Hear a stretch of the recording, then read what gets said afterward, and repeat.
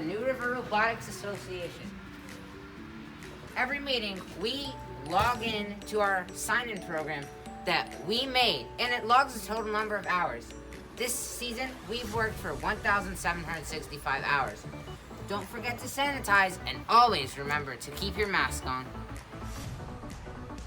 Before the season started, we made a team plan, and this helps us stay on track throughout the season. Once the challenge was released, we came up with a strategy to use a long arm to get both in the shared and aligned shipping hub from one spot. This would work well with our alliance partner that would deliver freight to us.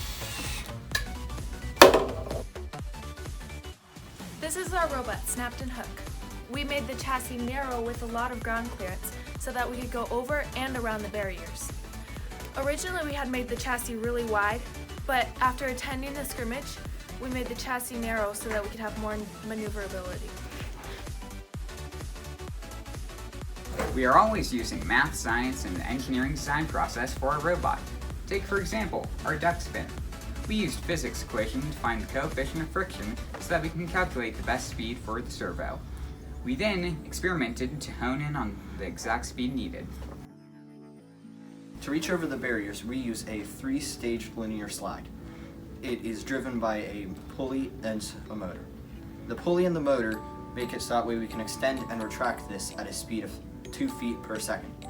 We have a limit switch and motor encoder so that way we can't overextend it or over retract it.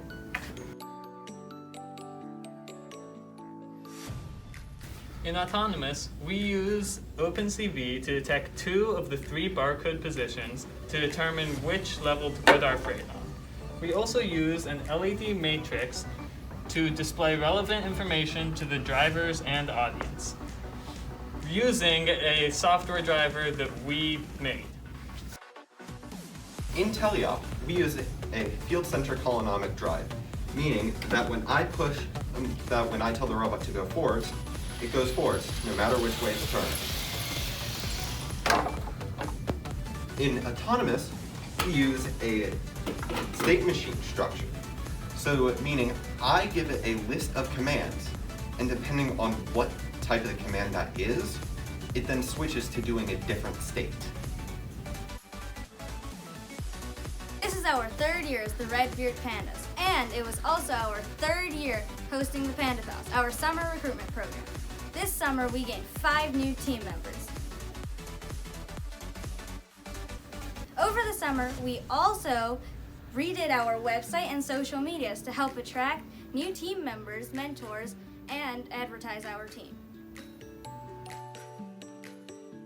To help spread STEM to more rural parts of our areas, we partnered with Floyd Public Libraries to host robotics outreaches.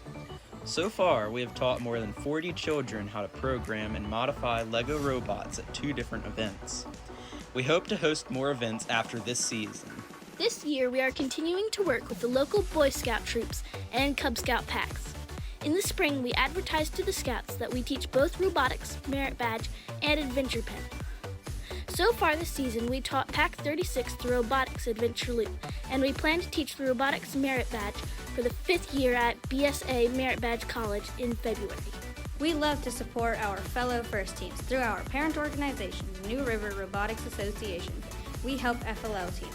We also hosted a scrimmage over the summer and attended a scrimmage in November, where we were able to collaborate with other FTC teams while showing first to the museum patrons. At the Southwest Virginia scrimmage, one of our sponsors, Go Build It, tasked us with giving a rookie team a Strafer chassis kit. We got to see this chassis in action when they came to our shop to practice driving with us. We later collaborated with the rookie team 20675, the Trident Bots, at the Christiansburg Middle School. To document all this, we made weekly entries in our engineering notebook. And we can't wait to answer all of your questions this weekend. And we'll see you in Davy Jones's locker. Arr!